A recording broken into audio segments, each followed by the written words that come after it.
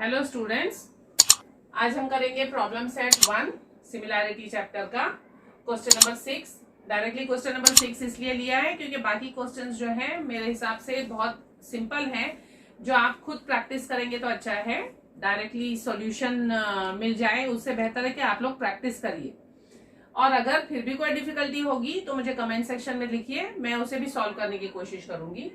फिलहाल हम question number 6 करते हैं। Triangle MNT is similar to triangle QRS. Length of altitude from point T is 5 and from S is 9. Find the ratio of these two area of these two triangles.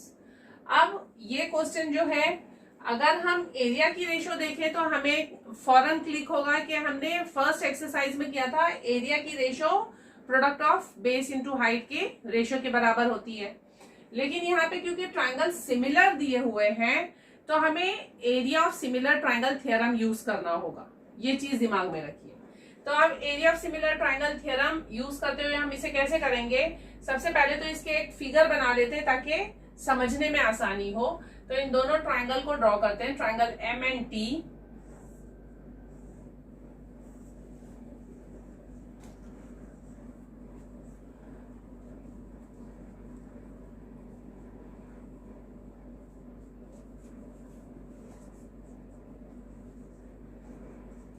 और triangle QRS।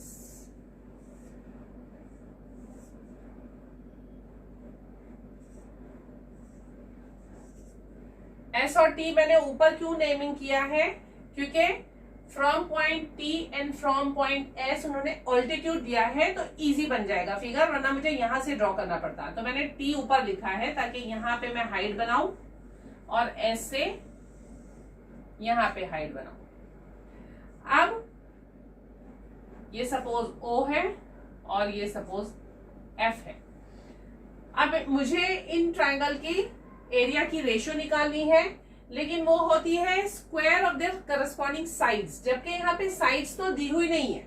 Triangle MNT और QRS दोनों की ही sides नहीं दी हुई है, लेकिन सिर्फ altitude दिया हुआ है।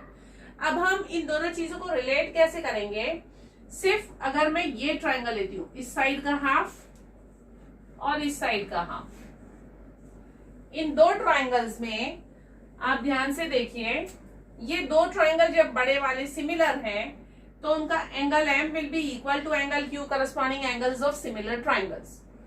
और ये जो एंगल है ये 90 डिग्री है। तो इसका मतलब ये ट्राइंगल और ये ट्राइंगल जो मैंने शेड किया है वो एंगल टेस्ट से सिमिलर हो जाएंगे। जब वो सिमिलर हो जाएंगे तो उनकी ये साइड्स और ये ऑल्टीट्यूड्स दोनों प्रोपोर्शनेट होंगे। फिर हम इन साइड्स का रेशियो एरिया की रेशियो के लिए यूज करेंगे। तो सबसे पहले हम इन दो ट्राइंगल्स को सिमिलर प्रूव करते हैं।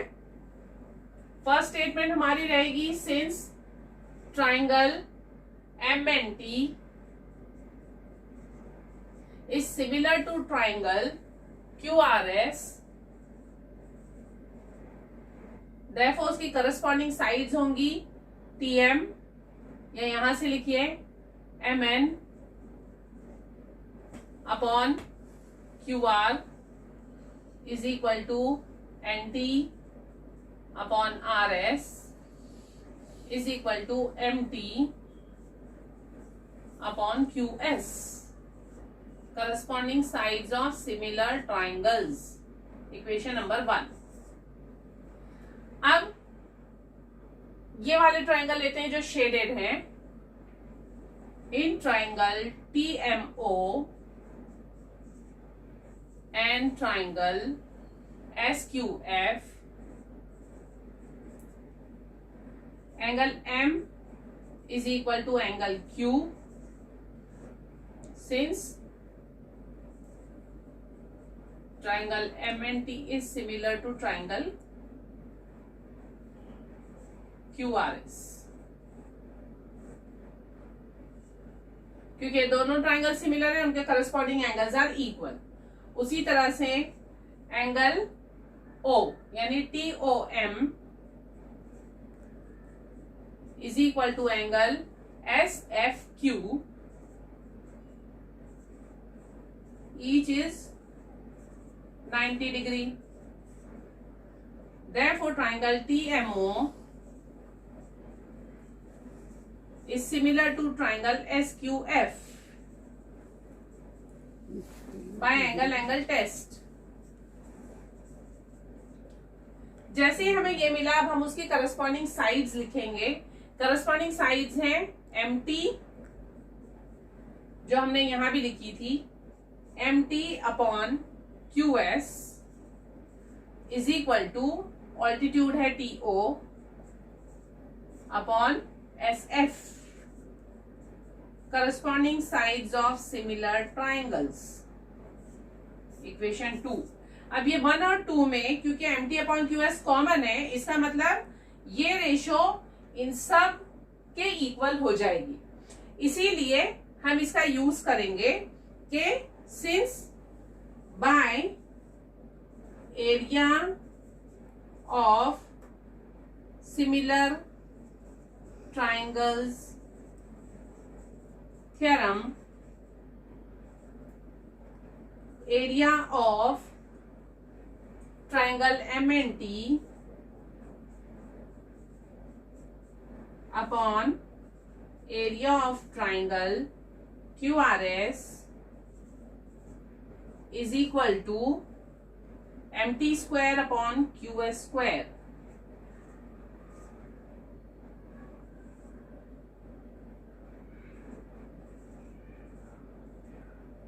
Which is equal to, क्योंकि MT upon QS TO upon SF के बराबर है, इसीलिए मैं लिख सकती हूँ TO square upon SF square from 1 and 2.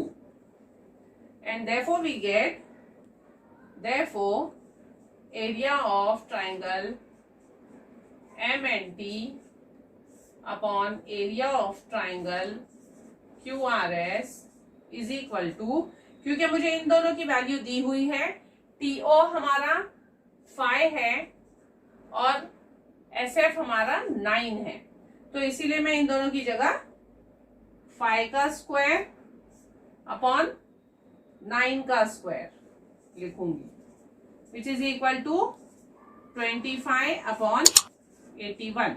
This is the final answer for ratio of the areas. I hope you have understood this question. Thank you.